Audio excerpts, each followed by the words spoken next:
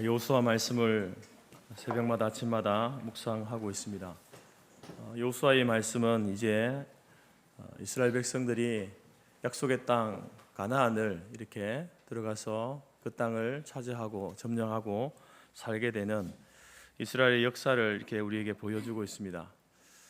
이제 여호수아가 앞장서서 치르게 되는 이 가나안 정복 전쟁은 단순히 이스라엘의 역사의 한 페이지만을 우리에게 알려주는 것이 아니라 그 사건을 통해서 하나님께서는 이제 이스라엘 백성들, 하나님의 백성인 이스라엘 백성들이 그 땅에서 어떻게 살아가야 하는지 그것을 가르쳐주는 중요한 삶의 지침을 그 속에 담고 있습니다.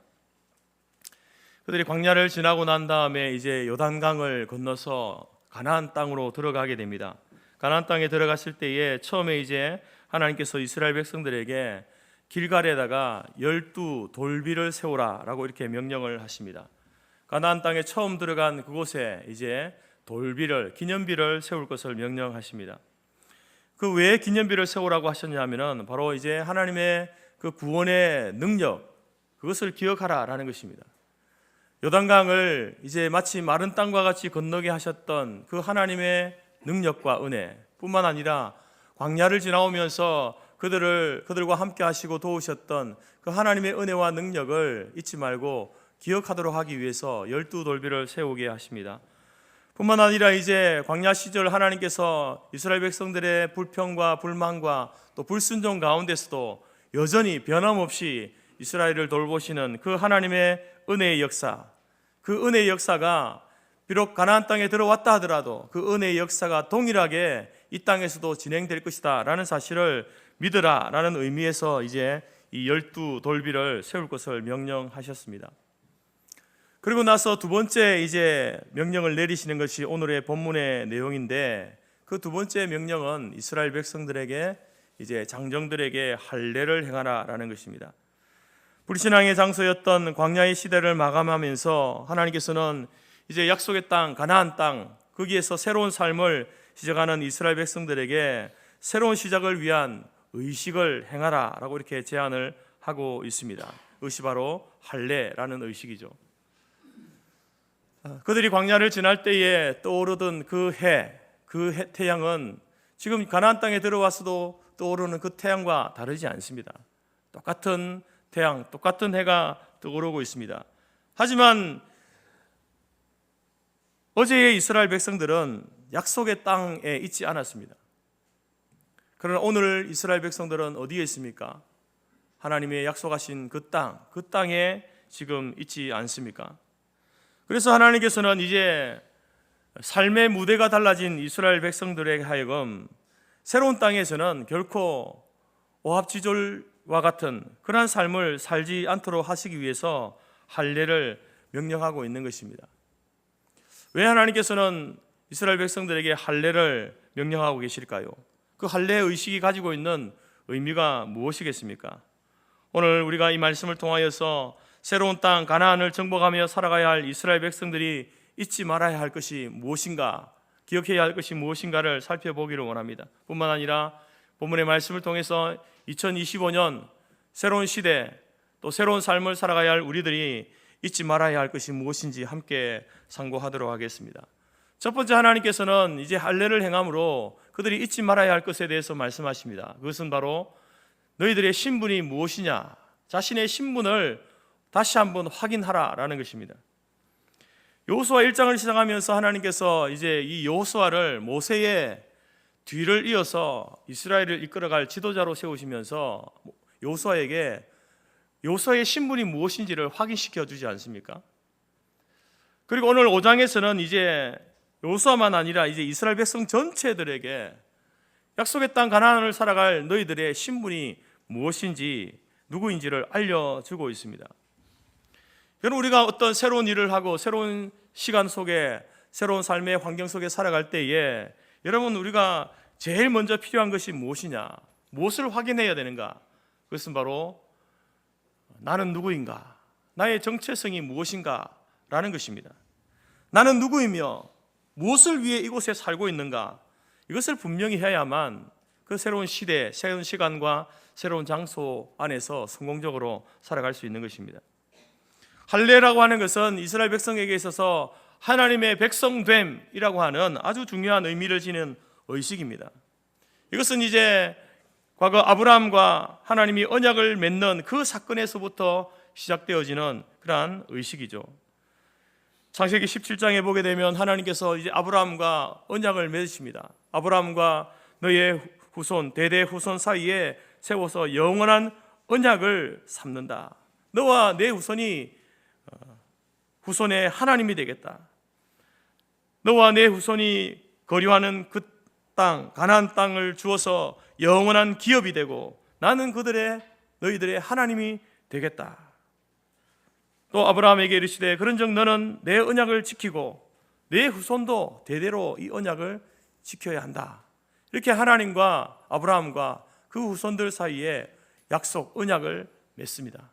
그 언약을 맺으면서 언약의 표징으로서 이제 할례를 명령하시죠. 창세기 17장 10절에 보면 너희 중 남자는 다 할례를 받으라. 이것이 나와 너희와 너희 후손 사이에 지킬 내 언약이니라. 여러분, 하나님은 아브라함을 부르시면서 그 우상의 땅에서 불러내시면서 이제 아브라함과 그의 후손을 통해서 하나님의 나라를 세워갈 그 하나님의 백성들의 신분으로 이제 그들을 삼으시는 언약을 맺으십니다. 그리고 나서 이제 시간이 흐르면서 아브라함과 그 후손들과 맺었던 그 언약이 점점 이스라엘 백성들 사이에서 옅어져 가기 시작합니다. 애굽의 시대를 지나면서 그리고 또 광야의 그 불순종의 40년의 시간이 흐르는 동안 그러한 하나님의 백성이라고 하는 그들의 그 신분에 대한 그러한 의식이, 생각이 점점 옅어져 가고 있었습니다. 구체적으로 그것이 시작되어진 사건이 이제 애굽에서 나온 이후에 가나안 땅, 그 땅을 정탐하는 그 사건을 통해서 더욱더 불거지게 되어지죠. 12명의 정탐꾼을 보내었지만 10명의 정탐꾼이 돌아와서 10명이 보고하는 그 보고의 내용 가운데에 그들이 그 가나안 땅에서 보고 돌아온 그 아낙 자손, 거대한 그 족속들을 바라보면서 그들 스스로가 다시 한번 그들의 정체성을 이렇게 이제 확정하죠.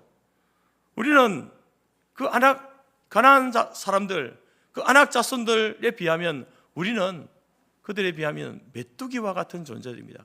우리는 메뚜기입니다. 이렇게 스스로의 정체성을 이렇게 확정짓습니다. 한없이 약하고 한없이 볼품없는 그런 존재가 바로 자신들이다라는 그러한 이야기입니다. 여러분, 이러한 것들을 소위 이제 메뚜기 컴플렉스라고 이렇게 부르는데 자기의 어떤 인생에 있어서 자기가 맞닥뜨리는 상황이나 또 어떤 대하는 사람들에 비하여서 자기는 너무나 연약하고 볼품없고 아무것도 할 수 없는, 그래서 메뚜기와 같은 존재다라고 자기를 그렇게 인식하는 겁니다. 그것을 메뚜기 컴플렉스라고 이렇게 부르는데, 실제로 여러분 자신을 그렇게 비하하고 자신을 정도 이하로 낮추는 그런 사람은요, 실제로 간이 콩알만해진답니다. 그리고 평소에 자기가 사용하는 그 머리에 20%도 제대로 사용하지 못한다는 거죠. 머리가 돌아가지 않는답니다. 그래서 아무리 큰 어떤 능력을 가지고 있는 사람이라 할지라도 자기 자신을 향해서 메뚜기 컴플렉스를 가진 사람은요, 아무것도 하지 못하게 됩니다. 실제로 다른 사람보다 훨씬 탁월한 뛰어난 능력을 가지고 있는 사람일지라도 자기 자신을 향해서 메뚜기라고 생각하는 사람은요, 그 능력을 제대로 발휘하지 못한다라는 겁니다. 하나님께서는 바로 이스라엘 백성들이 이러한 메뚜기 컴플렉스에 빠져있는 그들을 극복하도록 하시기 위해서 이제 약속의 땅에 도착하자마자 아브라함과 맺었던 그 언약을 상기시키고 또 명령하고 계십니다. 2절 말씀해 보니까요, 너는 부싯돌로 칼을 만들어 이스라엘 자손들에게 다시 할례를 행하라. 여러분, 이 길갈에서 할례를 받은 그 사람들을 일컬어서 7절 말씀 보니까 이들을 뭐라고 부르냐면 그들의 대를 잇게 하신 이 자손에게 라고 이렇게 이야기합니다. 그들의 대를 이은 자손이다. 누구의 대입니까? 아브라함의 대, 아브라함의 후손들의 대. 하나님과 맺었던 그 언약의 대를 잇게 하시는 사람으로서 바로 출애굽 2세대인 이들을 이제 하나님께서 세우신다라는 겁니다. 바로 아브라함만 아니고 아브라함의 후손들, 애굽으로 내려갔던 그들만 아니고 지금 이제 출애굽하여서 이제 출애굽 1세대는 광야에서 다 죽었지만 출애굽 2세대인 이 이스라엘 백성들도 하나님의 자녀로 선택받은 백성이다. 그러니 아브라함의 대를 이어서, 이스라엘의 대를 이어서 바로 하나님과 맺었던 그 언약의 대를 이어가야 할 자들이 바로 오늘 할례를 받는 너희들이다, 이스라엘 백성들이다 라고 이렇게 말하고 있는 겁니다. 하나님께서는 그래서 이 할례를 통해서 바로 이스라엘 백성들, 가나안 땅을 살아가야 될 그 이스라엘 백성들의 너희들이 누구냐, 너희들의 정체성이 뭐냐에 대해서 다시 한번 확인시켜주고 있다라는 것입니다. 여러분, 이러한 정체성이라고 하는 것은 이름만 갖는다고 되는 것이 아닙니다. 나는 하나님의 백성이야, 나는 하나님의 택한 백성이다 라고 말하는 것으로서 우리의 정체성이 확립되는 게 아닙니다. 하나님께서는 말만 아니라 그 이스라엘 백성들, 그 장정들의 몸에다가 표시를 행함으로써 너희의 신분이 무엇인지를 몸에다가 새기게 하고, 뿐만 아니라 하나님의 백성으로서 살아가는 실제적인 삶을 통해서 하나님 백성으로 그 가나안 땅에서 살아가야 할 것을 말씀하고 있다라는 겁니다. 여러분, 젖과 꿀이 흐르는 땅, 약속의 땅 가나안이지만 그 땅은 여전히 이방의 문화와 우상의 바다입니다. 그 속에 들어가서 살아가야 할 이스라엘 백성들이 자신의 신분을 잊지 않고 살아가도록 하기 위해서 하나님께서는 이제 할례를 행하라고 하시는 거죠. 그러면서 뭐라고 하시는 겁니까? 너희는 메뚜기가 아니야, 너희는 하나님의 자녀이고 하나님의 용사라, 이렇게 말씀해 주고 있다라고 하는 겁니다. 여러분, 우리가 새로운 시기를 시작하면서 어떤 새로운 일을 하려고 할 때에 나의 신분이 무엇이냐, 그것을 아는 것과 알지 못하는 것에는요 엄청난 차이가 있습니다. 이런 결과가 달라진다라는 겁니다. 주인이 자기의 집 마당을 쓰는 것과 자기 집 잔디를 다듬는 일과 그 집에서 일하는 종이, 하인이 그 집 마당을 쓸고 잔디를 다듬는 것은요 다릅니다. 주인이 보는 것과요 그 집에서 일하는 사람이 보는 것은요 다릅니다. 오늘 이스라엘 백성들, 약속의 땅에서 가나안에 들어가 살게 될 이 이스라엘 백성들은요 약속의 사람들입니다. 약속의 사람들이죠. 그런데 이 하나님과 언약을 맺은 약속의 사람들, 하나님께서 주신 그 가나안 땅, 약속의 땅, 가나안 땅에 들어가서 살게 될 진짜 주인이 누구냐? 이미 그곳에 살고 있는 이방의 민족들이 아니라 이스라엘 백성들이 그 땅에 참된 주인이다. 하나님께서 그 언약을 통해서 말씀해 주신 것 아닙니까? 그런데 자신의 신분을 명확하게 하지 못한다고 한다면 이스라엘 백성들은 약속의 땅에 산다 하더라도 그들은 약속의 사람으로 살지 못하게 되는 겁니다. 그래서 하나님께서는 이스라엘 백성들에게 그들의 신분을 확인시켜 줄 필요가 있었던 것이죠. 그래서 이 할례 의식을 통해서 그들의 신분을 확인시켜 주시는 중요한 일을 명령하고 있는 것입니다. 누가복음 10장에 보게 되면 예수님의 그 말씀 가운데 진정한 이웃이 누구인가에 대한 말씀을 예수님께서 하십니다. 거기에서 이제 한 여행자가 여행을 가다가 강도를 만나지 않습니까? 그 강도를 만나서 이제 다 잃어버리고 목숨이 위급한 상황 가운데 쓰러져 있을 때에 그곳을 지나가던 제사장과 레위인들, 그 강도 만난 자를 돕지 아니하고 자기의 일이 바빠서 먼저 가게 됩니다. 여러분, 이 제사장과 레위인은 과연 자신의 신분을 제대로 알고 있었던 자들일까요? 옷은 그 당시 제사장의 옷, 레위인의 옷이 일반 사람들의 옷과 다르다는 것을 잘 알고 있지 않습니까? 옷은 제사장의 옷을 입고 있었고 레위인의 옷을 입고 있었는지는 모르겠지만 그들은 자신의 신분이 어떤 신분인지 몰랐던 자들이었습니다. 왜냐하면 그 강도 만난 자들을 만났을 때에 그가 신분에 맞는 행동을 보이지 않았기 때문에 그렇습니다. 그들은 제사장이었고 레위인이었지만 그 신분에 맞는 삶을 살지 못했던 자들이었습니다. 하나님께서는 지금 이제 약속의 땅 가나안에 살게 될 이 이스라엘 백성들이 그렇게 살지를 원하지 않는 거예요. 하나님의 백성으로서 그 약속의 땅의 주인으로서 살아가야 될 자들인데 그 백성들이 자기가 누구인지 어떤 신분인지 그 신분에 걸맞는 삶을 살기를 원하여서 다시 한번 여러분 할례를 행함으로 너희는 나와 언약을 맺은 택한 백성이야, 약속의 땅에 살아가야 될 약속의 자녀들이라는 것을 다시 한번 각인시켜주고 있는 겁니다. 사랑하는 성도 여러분, 우리는 이 땅에서 우리의 신분은 무엇입니까? 여러분의 신분은 무엇입니까? 우리는 이 땅에 살아가는 우리들은요, 죄인이면서 의인의 신분을 가지고 있는 자들입니다. 하나님께서는 우리를 향해서 뭐라고 부르십니까? 우리는 거룩한 나라요, 하나님의 백성이요, 왕같은 제사장이다 라고 이렇게 부릅니다. 하나님은 우리를 보배롭고 존귀한 자라고 불러주지 않습니까? 그것이 바로 우리 택함받은 하나님의 백성들, 크리스찬, 그리스도인들입니다. 비록 우리가 이 세상을, 이 죄악된 세상, 죄의 진흙구덩이 같은 이 세상 속에 산다 하더라도 우리가 우리의 신분을, 그 거룩한 신분을 잊지 않는다면 우리는 죄의 구렁텅이 속에 살고 있다 할지라도 우리는 보배처럼 살 수 있는 겁니다. 성경은 우리를 질그릇 같은 존재다라고 이렇게 말합니다. 흙으로 빚은 그릇입니다. 사실 볼품없는 존재죠. 그래서 그런지 몰라도 여러분, 세상은 우리를 향해서 흙수저라고 이렇게 부르지 않습니까? 흙수저. 그래, 여러분, 우리가 비록 흙으로 빚어진 질그릇 같은 그런 존재이지만 그릇이라고 하는 것은요, 그곳에 무엇을 담는지에 따라서 달라지는 것 아닙니까? 금으로 만든, 여러분, 황금으로 만든 그릇에다가 쓰레기를 담아 보세요. 개밥을 담아 보십시오. 여러분, 그 금그릇에다가 쓰레기를 담고 개밥을 담으면요, 그 그릇을 내용물을 비우고 씻지 않으면 그 그릇은 금그릇이지만 쓰레기통이죠. 개밥 그릇입니다.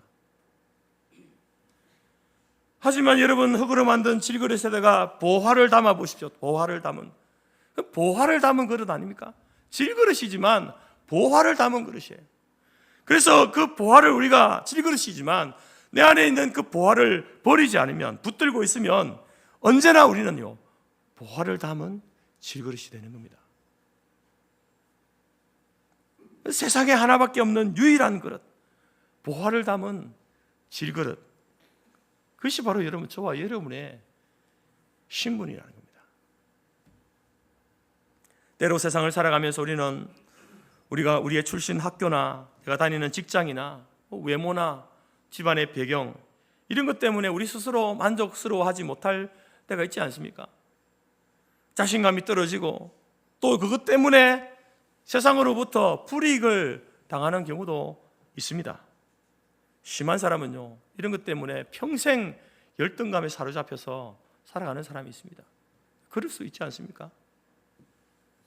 그러나 여러분, 우리 그리스도인들은 잊지 말아야 할 것이 있습니다. 여러분은 여러분의 모습으로, 여러분의 독특한 모습 아닙니까? 그 모습으로 또 당신이 처한 그 위치와 환경에서 태어난 이 세상에 단 하나뿐인 하나님의 걸작품이다라는 겁니다.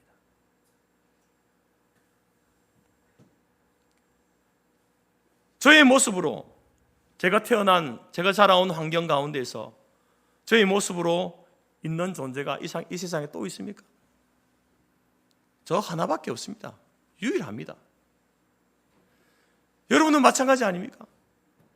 그래서 우리는요, 솔직히 말해서 우리는 세계 최고는 아닙니다. 그렇지 않습니까? 우리 대한민국에서도 내가 대한민국에서 최고다라고 말할 수 있는 분이 있습니까? 없을 것 같아요. 여러분이 일하는 분야에서 내가 대한민국의 최고야, 세계 최고야 라고 말할 수 있습니까? 그렇지 못하지 않습니까? 우리는 여러분 세계 최고는 아니지만 그래도 세계에서 유일한 존재 아닙니까? 최고는 아니지만 유일한 존재가 바로 저와 여러분들이다라는 겁니다. 바울은 이런 그리스도인들을 향하여서 로마서 8장에서 이렇게 부릅니다. 종의 영이 아니라 양자의 영을 받아 하나님을 아빠 아버지라 부를 수 있는 존재가 바로 저와 여러분이다. 그리스도인들이다라고 이렇게 이야기합니다. 하나님의 상속자요, 그리스도와 함께 한 상속자, 그것이 바로 저와 여러분들입니다. 그래서 우리는 그냥 흙수저가 아니라, 여러분, 우리는 따지고 보면요, 은혜의 수저입니다. 은혜. 하나님의 은혜를 가득 담은 그 은혜로 살아온 자들이 바로 저와 여러분이다라는 겁니다. 사랑하는 성도 여러분, 우리는 그 무엇과도 비교할 수 없고 바꿀 수 없는 하나님의 자녀된 신분을 가진 사람입니다.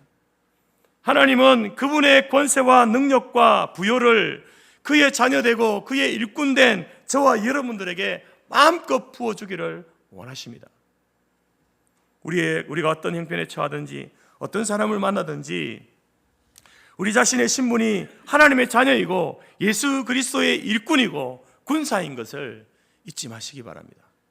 2025년을 시작하면서 새로운 일을 계획하고 준비하고 있습니까? 여러분의 신분을 잊지 마십시오.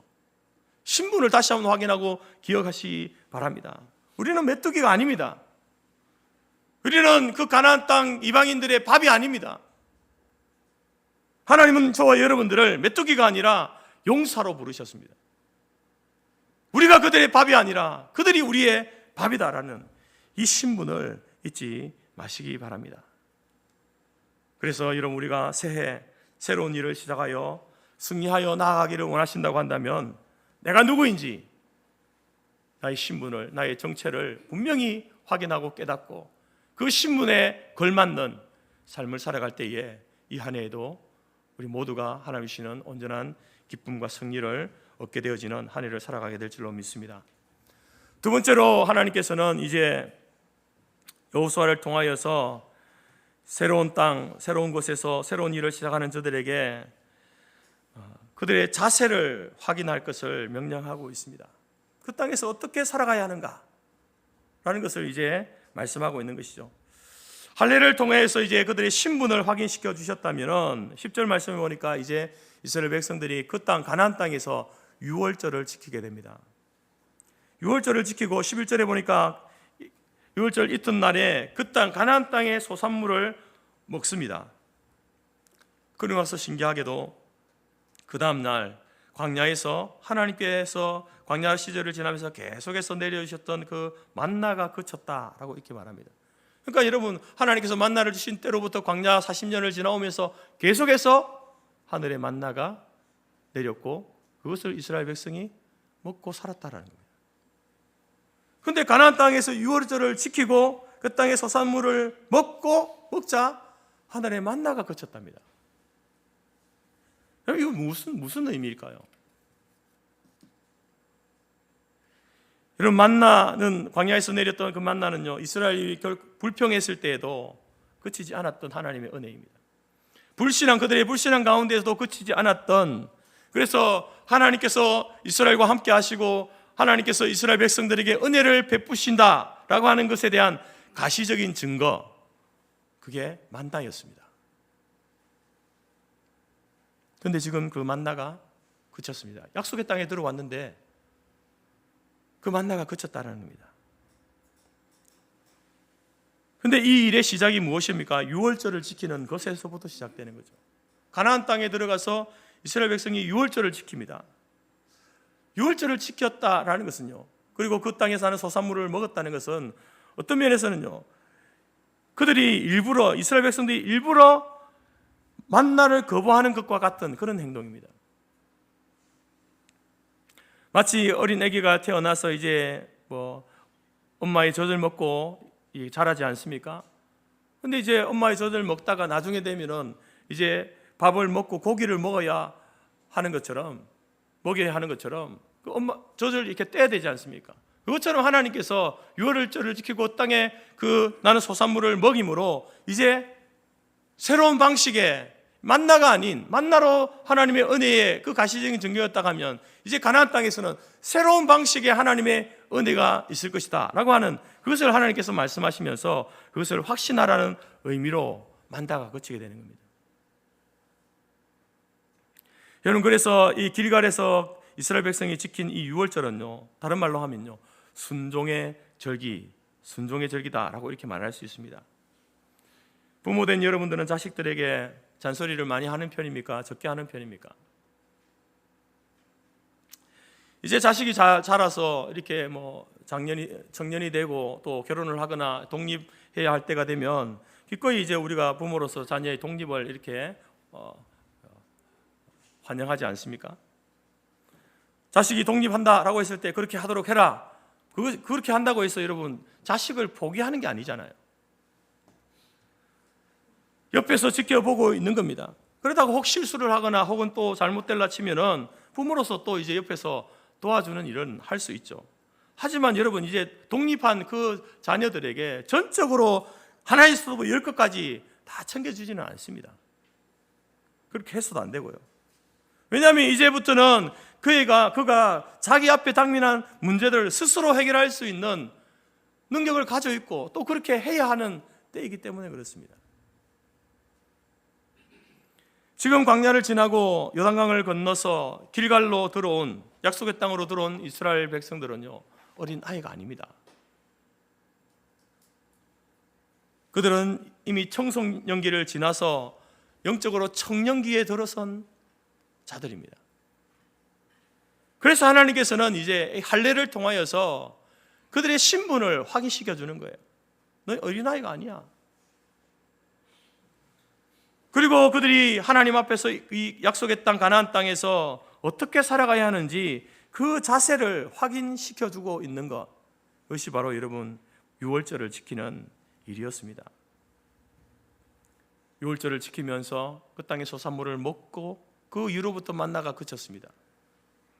그래서 여러분, 유월절을 지킨다는 것은 바로 이제 약속의 땅 가나안 땅에서는 광야에서 내려주셨던 그 만나를 의지해서 살아가는 것이 아니라 이제는 하나님께서 주실 또 다른 은혜의 방법, 또 다른 은혜의 방식, 만나가 광야에서 마치 어린아이 같은 청소년기와 같은 그런 이스라엘 백성에게 하나님이 내려주셨던 은혜의 방식이라고 한다면 가나안 땅에서는요, 그 만나가 아닌 또 다른 방식의 하나님의 은혜가 주어진다라는 겁니다. 그것이 뭐냐면은 바로 가나안 땅에서 제공되는 그 물과 그 땅을 통해서 하나님께서 그들에게 먹을 것을 제공하신다라는 사실을 이스라엘 백성들로 하여금 믿고 신뢰하고 따를 것을 말씀하고 있는 겁니다. 여러분, 가나안 땅은요, 가나안에 살고 있는 그 사람들은 우상을 섬겼습니다.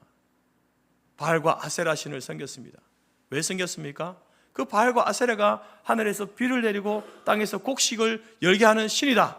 그래서 그 우상을 섬긴 거예요. 그래서 농경 문화에 살았던 그 가나안 땅의 모든 사람들은요, 그 비의 신과 풍성한 곡식을 맺게 하는 그 우상을 섬겼던 거예요. 그런데 그 땅에 살게 될 이스라엘 백성들은 들어가서 거기에서 그들도 그럼 가나안 백성들처럼 바알과 아세라를 섬기면 되겠습니까? 하나님께서는 바로 이 유월절을 통하여서 그 땅의 소산물을 먹게 하심으로써 바로 너희들이 먹는 그것이 내가 하늘에서 비를 내리고 내가 땅에서 결실을 맺어서 너희에게 준 곡식이다. 광야에서는 하늘에서 만나를 내려서 너희들을 먹게 했다고 한다면 이제는 너희들이 약속의 땅 가나안 땅에서 너희들이 심은, 그래서 땀으로 일군 그 땅의 곡식들을 통하여서 내가 너희들을 먹일 것이다.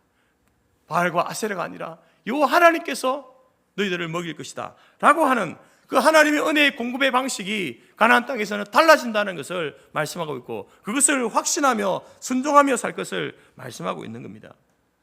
그래서 여러분, 이스라엘 백성들은요, 가나안에 들어가서도 여전히 만나를 바라고 있으면 안 되는 겁니다. 거기에서는 또 다른 은혜의 방식으로 일하시는 하나님을 믿고 신뢰해야 하는 것입니다. 유월절을 지킴은 바로 그 하나님의 은혜의 방식에 순종하겠다라는 표시입니다. 그래서 여러분, 이 순종이라고 하는 것은 하나님의 자녀로서 우리를 더 성숙하게 하는 삶의 자세인 것이죠. 옛날에 한 부자가 있었는데 이 큰 부자가 강아지를 좋아해서 족보 있는 강아지를 어릴 때 구해와서 집에서 키우게 됩니다.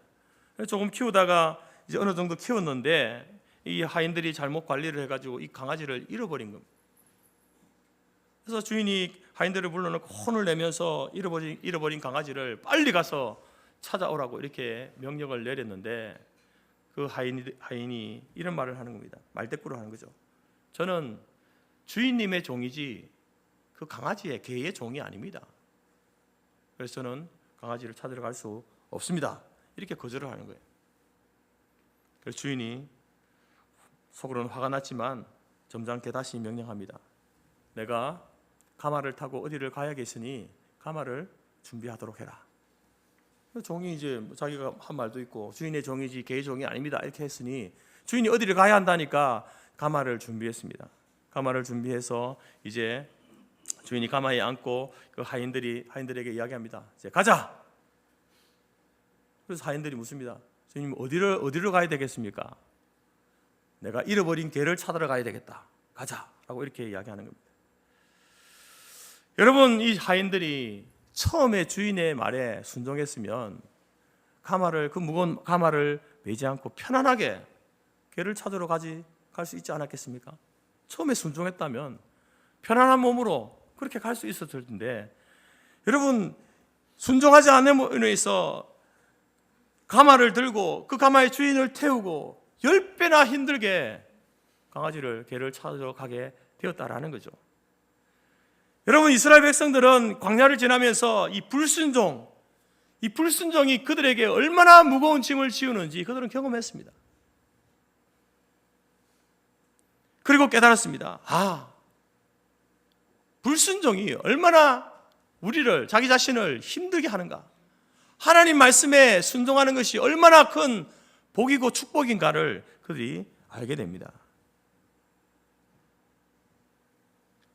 가나안 땅에서는 더 이상 만나가 내리지 않습니다. 하나님의 은혜가 만나라는 방식으로 오지 않습니다. 이제는 또 다른 방식으로 온다라고 말씀하죠. 가나안에서 그 땅과 그 땅의 물을 통하여서 하나님 곡식을 열게 하셔서 그들을 먹이시겠다고 말씀하는 겁니다.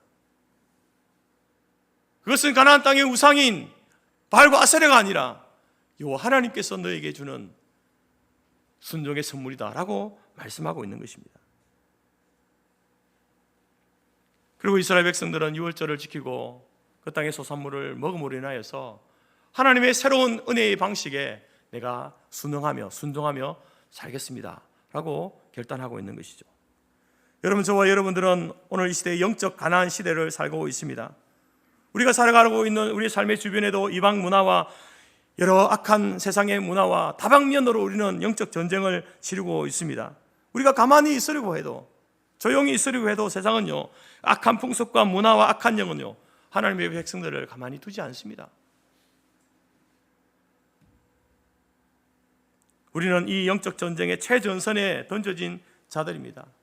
어떻게 해야 이 전쟁에서 우리가 승리할 수 있겠습니까? 어떻게 해야 우리가 이러한 세상의 문화에 둘러싸여서, 죄악된 것들에 둘러싸여서 거기에서 여러분 우리의 거룩한 신분을 지키면서 살 수 있겠습니까? 바로 가나안 시대를 살아가고 있는 우리들은 항상 우리 자신의 신분을 잊지 말아야 하는 것입니다. 확인해야 하는 것입니다. 그리고 그 신분에 맞게 왕의 자녀답게 세상의 풍랑에 왔다 갔다 하는 그런 자들이 아니라 신앙의 중심을 잡아야 하는 것이죠. 하나님 말씀에 순종함으로 현재의 고난을 이겨내면서 앞으로 주어질 영광, 현재의 고난과 좋게 비교할 수 없는 그 영광을 바라보면서 살아가야 하는 것입니다. 하나님의 은혜의 방식은요, 달라질 수 있습니다. 영적 청년기를 살아가고 있는 성도 여러분, 저와 여러분요, 어디 나이가 아닙니다. 이제 메뚜기가 아닙니다. 그들의 밥이 아닙니다. 우리는 하나님의 용사이고, 우리는 보배를 담은 질그릇이고, 우리는 그리스도의 군사고 용사입니다. 때문에 이 신분을 잊지 아니하고 또한 하나님의 말씀에 순종함으로 나아갈 때에 여러분 우리에게는 새로운 시대가 열려지게 되고 그 시대 가운데서 하나님 주시는 승리를 우리가 얻게 될 줄로 믿습니다. 가나안 땅을 정복하여 살아가야 하는 여러분의 삶과 사역에서 승리하기 위하여서 날마다 십자가를 바라보므로 여러분 우리의 신분을 확인해 나가시기 바랍니다. 또한 우리의 자세를 순종의 자세로, 말씀에 대한 순종의 자세로 세팅해 나가시기 바랍니다. 그래서 광야뿐만 아니라 가나안 땅에서도 하나님이 베푸시는 성숙한 은혜를 체험하는 또 다른 방식의 하나님의 은혜를 경험해 나가는 2025년 한 해의 삶이 될 수 있기를 간절히 바랍니다. 그래서 여러분 이 한 해도 하나님이 주시는 온전한 기쁨과 승리를 얻게 되어지는 한 해로 살아가는 저와 여러분이 될 수 있기를 간절히 바랍니다.